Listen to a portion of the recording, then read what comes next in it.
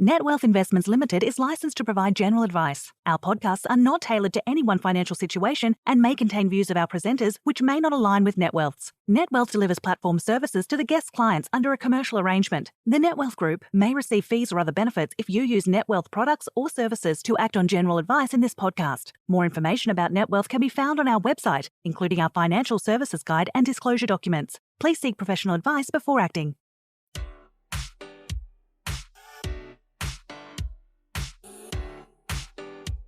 Hi, I'm Matt Heiner, Joint Managing Director of Net Wealth, and welcome to Between Meetings. In this podcast series, I chat to industry professionals and thought leaders on what made their careers successful and the opportunities and challenges they see on a wide range of topics as they relate to the delivery of advice and financial services. I hope you enjoy their unique insights.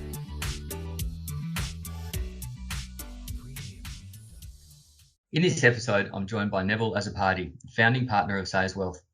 In our chat, I explore some of the incredible things Neville has achieved in his 25-year career and what he's learned from working in New York, Malaysia, Singapore, and also here in Australia. Neville shares the importance of having the right mentors and the opportunities seeing in the Australian market that has led him to launch Sayers Wealth. Hi, Neville. Welcome to the show. Thanks, mate. Really great to be here and great to join you. And Neville, my colleague just informed me you're actually our guest number 50, so quite exciting. Does that mean I get to raise the bat, Matt, or I get no credit for that?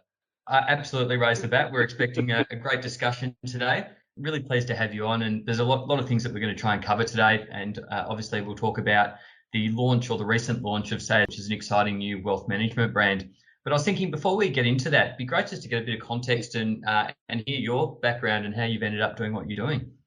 Thanks, Matt. It's always a bit scary when you get asked that question because you start sort of reflecting back, and I think I'm coming up to sort of 27 years in this industry or in and around this industry, and I don't like to sort of think I'm that old, but no, it's been a long journey. I was, for those who are listening that remember the good old days of the old Bankers Trust, which is a brand that we don't see here in Australia anymore. I was a fortunate graduate to come out of university and join the illustrious organisation of Bankers Trust, and I think much of what I am today professionally still comes out of that organisation. It was an incredible brand of people that I used to sort of think of it as the working class investment bank.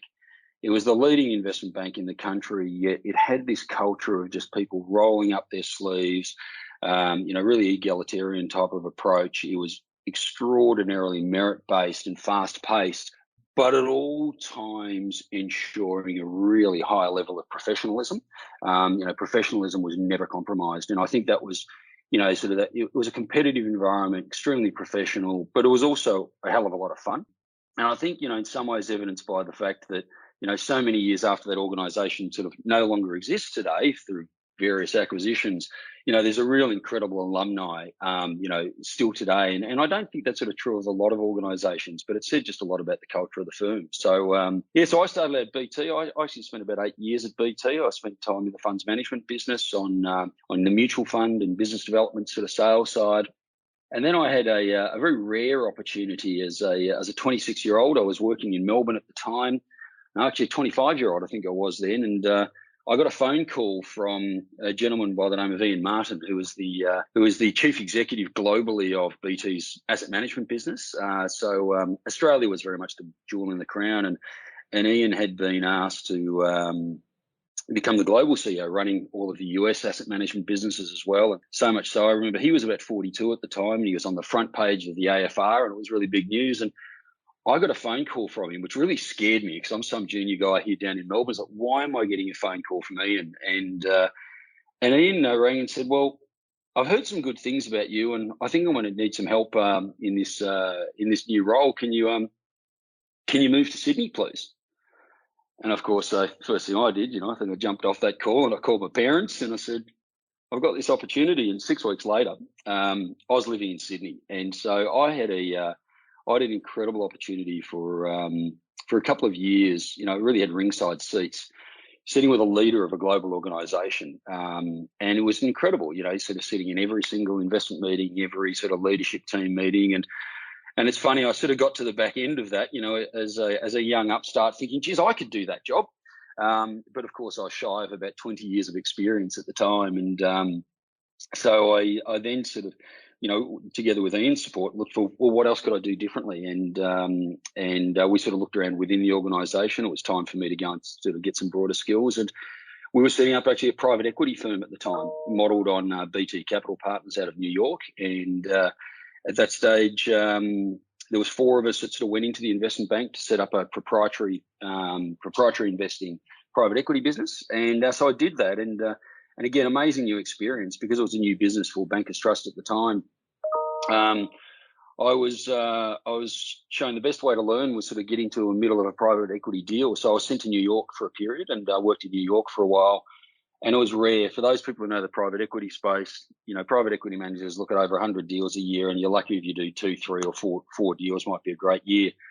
I literally landed in New York the day we started seeing a deal, and I left the day after we signed a shareholders agreement and got to work on a deal from end to end. So it was a great, amazing experience. Unfortunately, Bankers Trust got bought by Deutsche at that stage, and so we lost the checkbook, and it wasn't going to happen anymore. And so some good friends of mine back within the funds management business said, well, we've got another opportunity, but we'd like you to consider moving to Malaysia. And I think, I was about 27 then, and I couldn't imagine, sort of going and, living in this distant country. And a very smart, a good friend of mine, but a very smart individual, Jason Yetten, probably the master of recruitment, said, just come for 1 week.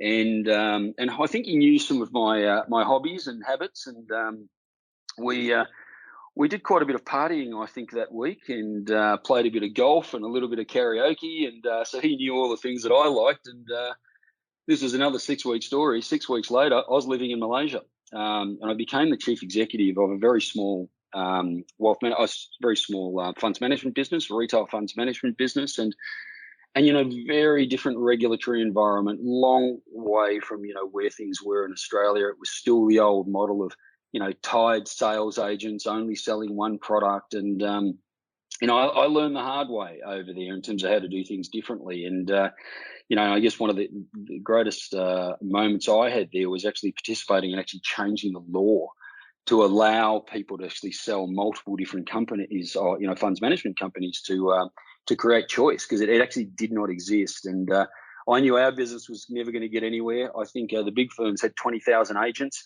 I had 5. So, I needed to sort of partner with the big banks to distribute our products. And as a result, I had to work with the industry bodies and the regulators to actually have the law change did. And so after 2 years of doing that, we went from, I think, number 20 out of 21 to number 5 in the industry. And it was, through sort of that legal change, which was an incredible experience as a young bloke. At the time, BT went through another sort of takeover. And so I didn't want to come back to Australia. I was loving the life as a young bloke overseas. And so then I ended up joining a joint venture partner, which was a Malaysian investment bank, CIMB. And they was, an investment bank that dominated everything they did, every market share, 20, 30% market shares in every sector. But the one thing they didn't have was a private banking business or a wealth management organisation. And so when the CEO at the time asked me, would you be prepared to come and, work with us and build a wealth management or a private banking business, more the European style private banking? I said to him, what do you know about private banking? He said, not much. And I said, well, that makes 2 of us. Let's give it a shot. And it was literally one of those cases. I remember it was a Sunday morning in the Pan Pacific Hotel of KL, literally writing notes on napkins. I mean, you hear those stories, you see it in movies, but it literally did that. We were sketching out ideas on a napkin.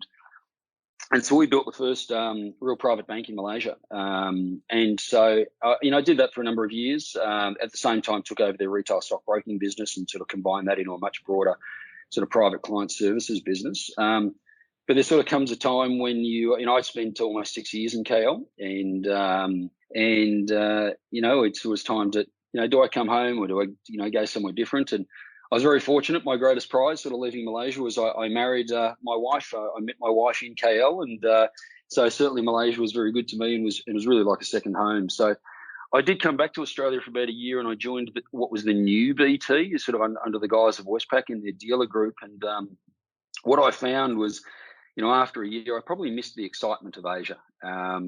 One thing led to another, and these things always sort of happen by chance.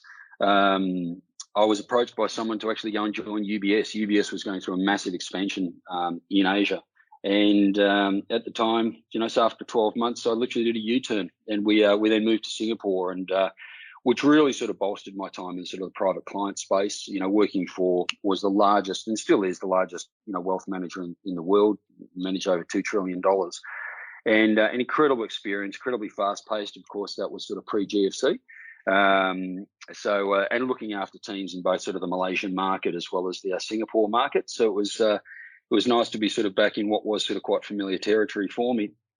But as one of the few private bankers offshore carrying a blue passport, our leaders up in Singapore and Hong Kong were pretty keen at some stage to bring some of that sort of private banking experience back to our wealth management business here in Australia. And so I had a great opportunity to come back and take responsibility nationally for the advisory side of UBS Wealth Management here in Australia, and another great brand here in Australia. And so I spent 3 years doing that.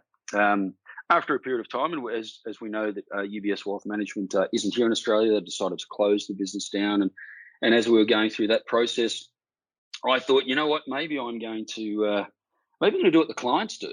You have all these wonderful clients. So I think that the greatest thing about the wealth management industry is the ability to hear clients' stories. And usually by the time they come to a high net worth business, you see these people with plenty of money, and they're what I describe as having a 20-year overnight success story. Because most people only get to hear about it at the end, but when you get to become sort of really personal with the clients, you get to hear that story of what it was like. And Matt, I'm sure it's the same for you and your father with Net Wealth over 20 years. They're just amazing stories. And so I hoped that I'd be able to do the same sort of thing and go and become an entrepreneur. And I looked at a range of different things that didn't quite work out. But one of the things I did work out over the course of the 9 months that I was sort of exploring different opportunities was I just fell in love with the wealth management industry. And I realized what I don't want to say I'm good at, because that's probably for other people to actually sort of determine, but what I think I was okay at and I'm passionate about. And so I sort of got back into it and had the good fortune to join JB Weir, again, another wonderful organisation here in Australia. I didn't know a lot about JB Weir from the outside, and it was a real joy to be able to sort of get to know the people inside that organisation. Quite a wonderful culture, and it's something that sort of sustained that organisation over a long period of time. And but then so I did that for 4 years. Again, I led the advisory force across Australia for 4 years. So that was a wonderful privilege.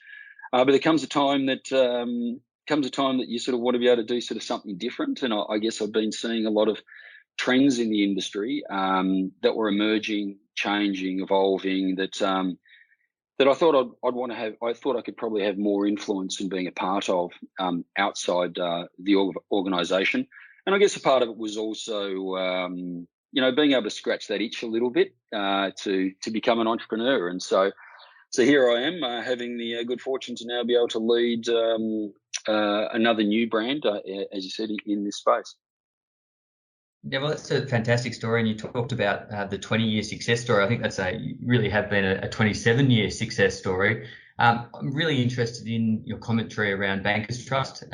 We've had a number of guests actually on the show that have come through that alumni, and they've all said very similar things as what a fantastic culture it was. And I've tried to dig down on that to find out what it was that was so special about the culture. You've also mentioned a number of people, Jason Yetton, Ian Martin, and I'm just interested in how important were those mentors in your career, and what was it that they helped you with that actually made them so important? Yeah, it's a really great question. And in fact, given I have sort of mentioned names and you do talk about mentors, there's one that actually from Bankers Trust for me that actually stands out, above everyone, was actually Rob Coombe. So Rob, very well known across the industry, and Rob and I go back a long, long way. And, I think, there's a few things. So, one, I sort of, I'll never forget, actually there's so many stories I remember with Rob, but there was a bit of a work hard, play hard mentality, and we did work extremely hard, and we did play hard, and we had a lot of fun. It was very real, environment. Probably the best way I can sort of describe it. I think, one of the dangers in the finance industry, often we can tend to take ourselves a little bit too seriously. And I guess that's where it goes back to my comment about thinking about Bankers Trust as what I described as the working class investment bank, because we would absolutely hold each other to account. And when people were getting ahead of themselves, they would actually be pulled back in line. And, and so I think and I think of someone like a Rob as a mentor. It was just I guess, observing his behaviours, the ability to lead an organisation, but seamlessly integrate with people right across the organisation, and not come across as, oh, I'm here to, come and see the junior people because that's my responsibility as a leader, but to be genuinely authentic and just really try and understand everybody's perspective across an organisation and treat everybody as a human being. And I think, and that wasn't unique to Rob, that's with a number of people I've worked with, but to genuinely respect people for who they are and what they bring, regardless of what level in an organisation, I think, that was really a core part of it. So, observing those behaviours, observing how to have fun, but equally, those mentors actually pull you into line from time to time. And there was times that, in my career that I probably I was probably trying to, get ahead of where I really needed to be. And they would keep you honest as well. And I think that is, it is a part of, that culture out of Bankers Trust, and something I just, I still fondly remember. Maybe it was because it was the first organisation I work with, but look, as you said, Matt, there's, a number of other people have sort of spoken the same way, and it's so wonderful, and even today, as we've just launched Sayers, a number of the comments and, and well wishes that have come through have been from Bankers Trust people from all over the world. So it's been incredible. Fantastic. Now, this might be a slightly challenging question to answer, but see how you go. At the age of 27, you were being tapped on the shoulder for some fairly senior roles. I'm just interested, what was it that you were doing at the time that made you stand out from the crowd? There was obviously a number of big organisations you were working in. Had you put a lot of time and effort into networking and making sure that you knew the right people, or what was it that made you stand out? No, actually, I was probably the exact opposite of that, Matt. And I'm actually not sure. So going back to the culture I talked about before, I'm not intentionally playing this down. I'm not sure that I did stand out. I think that was the culture of the firm. It just backed young talent. I don't think I was a standout per se. And, it's interesting when I go and look at, many chief executives in the industry today, I can, whether it's across the industry, super funds, insurance companies, wealth advisory firms, when you go and have a look around, many of the CEOs today actually came from Bankers Trust. As I said before, to think, at 27, was I sort of standing out as a CEO of a small wealth management business? Well, not really, when you think there was a global chief executive of a business that was, at that time, was the 5th largest asset manager in the world. Ian was 42. Now, that's a standout. It was sort of quite incredible. But no, it wasn't about networking for me. It was, I think it was sort of going back to those points I made before around the culture of BT. It was the hard work and I think sort of trying to emulate those professional standards. And I think that's something that I've prided myself on right throughout my career. I think when you sort of work hard, and that's just a core sort of personal value of mine, is just, a really strong work ethic. But doing that with the highest professional standards, I think that gets noticed. And I think that, and it's something that's become incredibly important. We've seen that through the Royal Commission and Commissioner Hayne, really focusing on, professionalism and ethics, and which I think is actually a wonderful focus. But I think that's probably what's sort of really been in my DNA. But again, I said, I don't think I was a standout. I think I was probably just more fortunate to have that sort of value set and that ethics in the right organisation that probably valued it. Thank you. Like I said, it was a tough question. Before we bring you the second part of this chat, a little bit about who we are. Celebrating over 20 years, NetWealth is an ASX-listed company that has rated #1 for overall platform functionality and user satisfaction by Investment Trends for the past 5 years. As the financial advice landscape changes, it's important to embrace new technology to enhance the way you run your business. With change comes your chance to innovate, explore new perspectives, and realise new efficiencies. NetWealth is here to support you on this journey by providing you market-leading technology, excellent customer support and expertise to help your business thrive. Contact us today or visit the NetWealth website to learn more and get the PDS, which should be read before making a decision to purchase a NetWealth product. Products issued by NetWealth Investments Limited.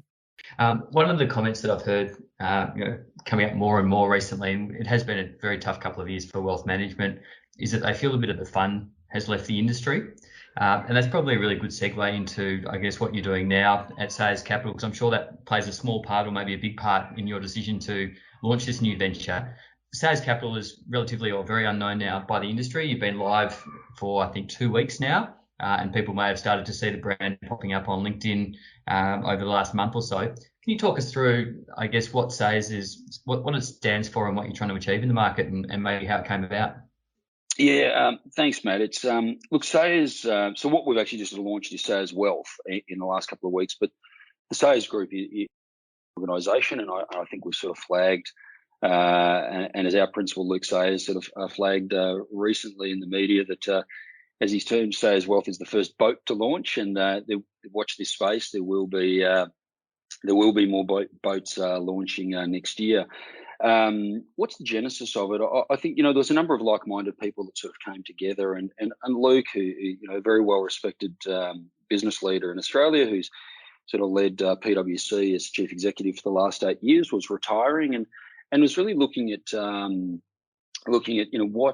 what sectors and what industries were ripe for change, for disruption, where there was an opportunity to potentially do better things, not just do things better. And one of those was the wealth space. And look, I was fortunate to meet Luke a little over a year ago, and we sort of shared sort of views in the industry and where sort of things were changing. And I guess, sort of from my side and from my fellow sort of colleagues, within Sayers Wealth business, we'd been sort of seeing I guess the changes through what sort of clients' needs and desires were. And I think, I'll touch on a few different ones of those. I mean, there's some that are probably sort of more obvious, which is, in terms of investment desires, we're becoming a lot more sort of global. We often hear sort of talk of not only global, but moving into things like alternatives, et cetera. And so that was certainly sort of emerging.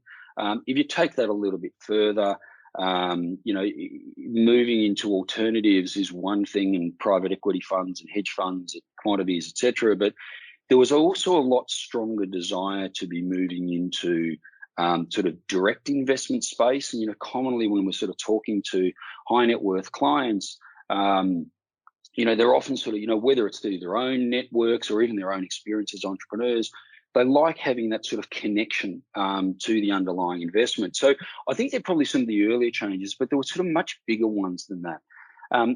A good advisor in the wealth space, really has a desire to be able to look after the whole of wealth of a client. And that's sort of becoming sort of increasingly difficult.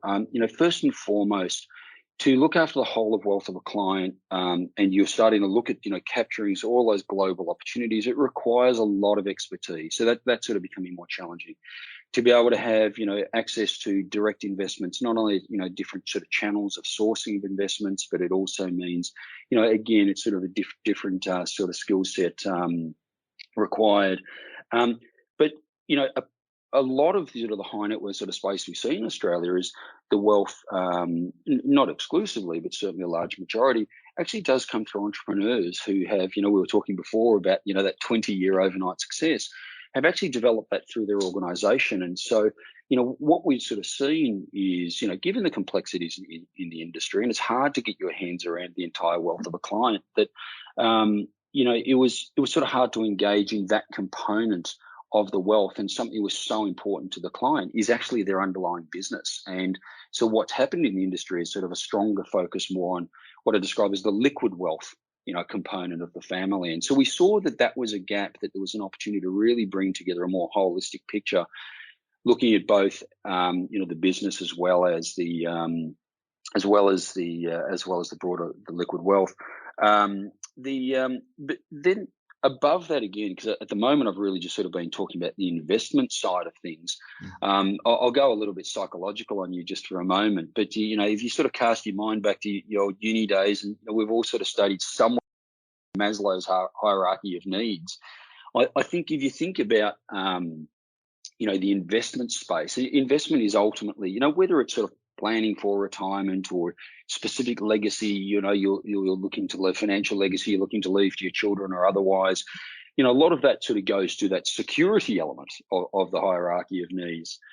But when you start sort of moving up, that old pyramid that we studied many years ago, there are higher needs. I think the top pyramid was self-actualization or something like that. I'm not a psychologist, but I think when you start sort of looking at the needs sort of beyond the investment, things like family advisory and impact investment, start to go to issues around, well, what is a family trying to achieve? Often for wealthy individuals, it's not about money. It's actually about harmony within the family. Many of us spend all of our time trying to sort of, create wealth for our security, but there also becomes complexity with wealth, and it actually can create challenges within families. And so that was another element of, we're sort of seeing an emerging trend, particularly, as much as we sort of talk about we're seeing a once in a lifetime transition of wealth, over the next generation, and depending on which study you read in Australia, it's anywhere between, $3 or $4 trillion. The reality is that transition itself actually creates complexity within families. It's not just the financial issues or the legal issues, but it's the psychological issues that are caused. And so we saw that there was a need to really participate in that context as part of whole of wealth. And the other one sort of around the impact investment space, and we're obviously seeing that as an emerging trend.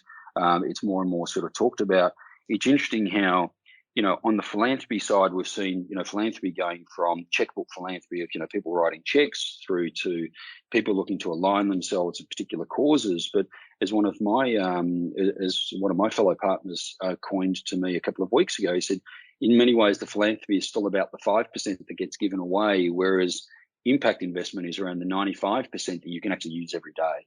And the impact. So, look, there's some of the key things. So I guess the other one was, we were sort of really drove us is just that end client experience around technology. It's a fascinating industry that we're driven by data, whether it's from investment decisions and charts and account balances and transactions. There's data everywhere. And I know I'm sort of telling the expert here, Matt, given Netwell success with technology.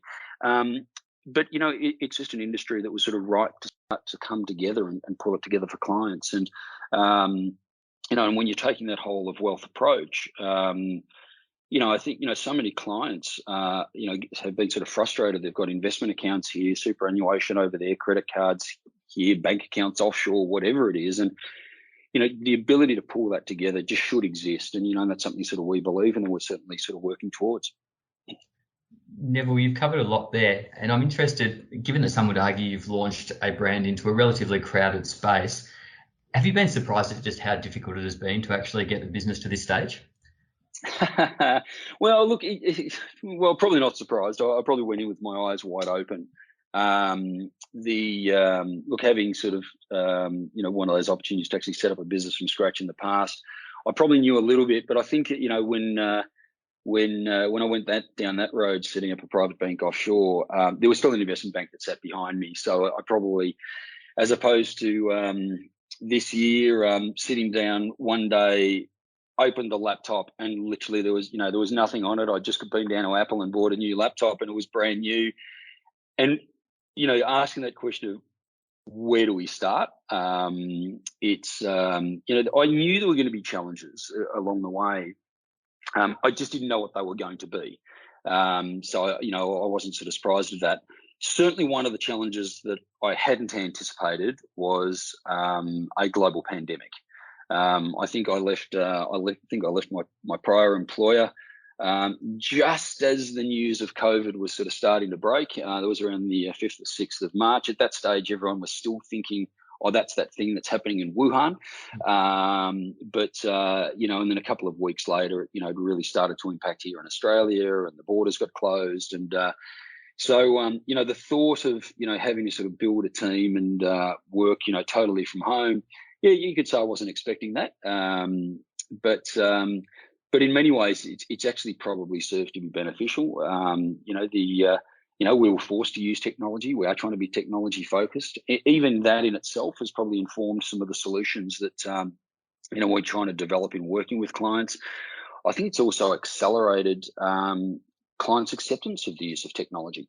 You don't always need to get on a plane. You don't need to take a train and go into the city for that meeting. And it's certainly nice too, and it's been great to get back into been great to get back into the Melbourne CBD over the last couple of weeks. But so it's a whole different set of challenges. But I think I remember chatting to you a little while ago, Matt, when you had a great set of results, and I think we actually shared about some of the challenges. And I think you said if everybody, and I've quoted you a few times, if that's okay, but if it was easy, everybody would be doing it. And which goes to your point before, you sort of said, slightly crowded space. I'm actually not sure I agree that it's a crowded space. I've named a few of, the high net worth wealth managers here in Australia. We all know who they are.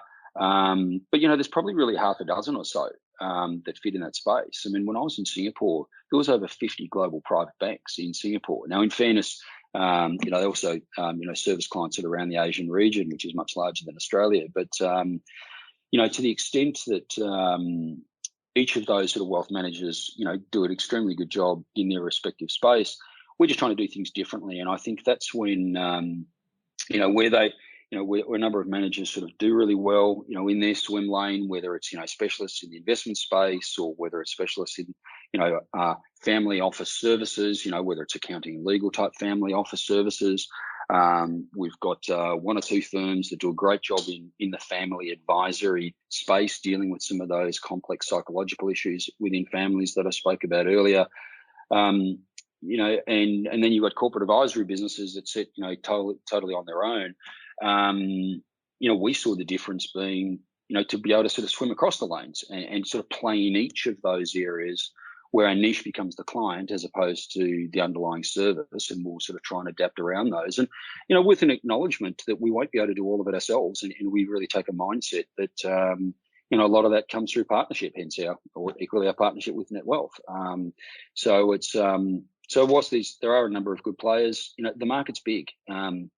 Australia is still, notwithstanding its size, still one of the wealthiest countries in the world. And if I recall, I think sort of, GDP per capita, I think is still sitting in the, or in terms of, millionaires per capita, I think it's in the top 3 in the world still. So it's, there is still an incredible opportunity here, and I think, there is room for everybody.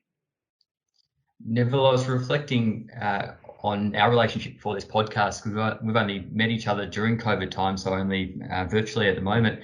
And when we first started communicating, you still had a Gmail account, so you really were literally a startup. You've recently been quoted in the press as having aspirations to manage in excess of $10 billion, which is certainly ambitious. What's next? How are you going to get there? Oh, and look, to be quite honest, the ambition is much higher than that. I was actually trying to play it down for that one, but it's more about trying to be realistic. It's, I think in that same quote, so I'll actually fill out the rest of that, was it's not about the numbers. The proof will be in the pudding as to whether the value proposition is right. And if the value proposition is right, clients will come, and hopefully that just sort of means that we're doing a good job, and that, what we're trying to create is meaningful. How do you get there? Look, I guess there's multiple roads. I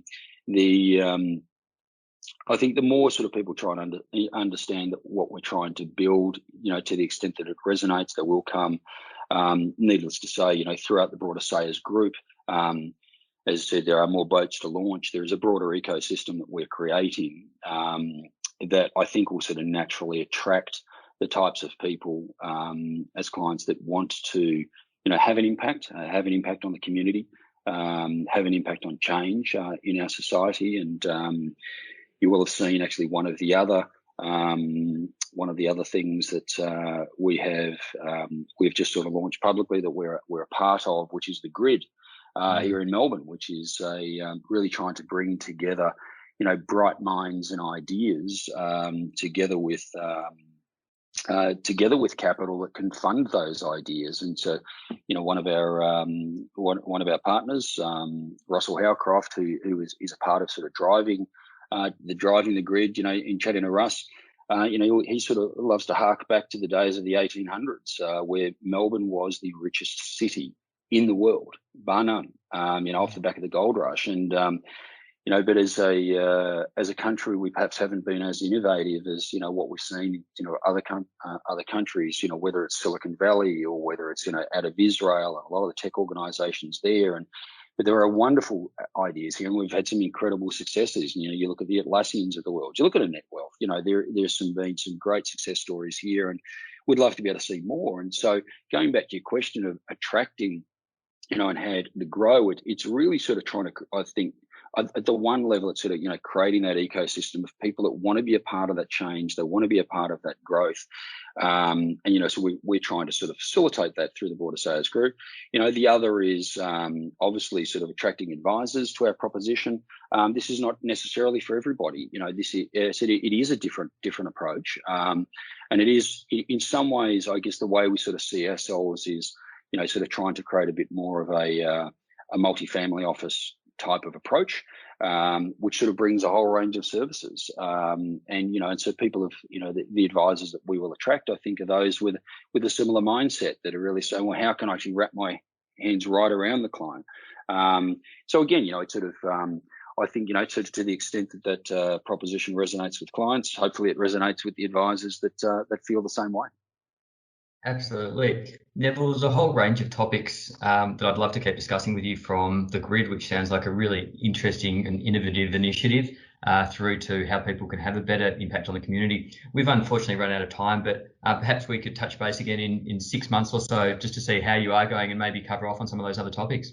Matt, I would absolutely look forward to doing that. But most importantly, I'm actually looking forward to meeting you face to face, because it's indeed.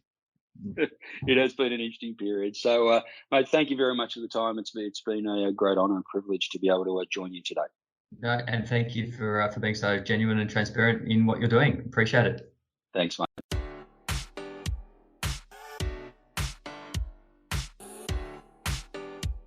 Thanks for listening to this episode of Between Meetings. For more episodes and to subscribe to our series, visit the NetWealth website, iTunes, Spotify, or your favourite listening service. And if you want to contact me or engage or discuss any of the topics raised, please find me on LinkedIn or Twitter, or send me a private message. We hope you can tune into the next episode.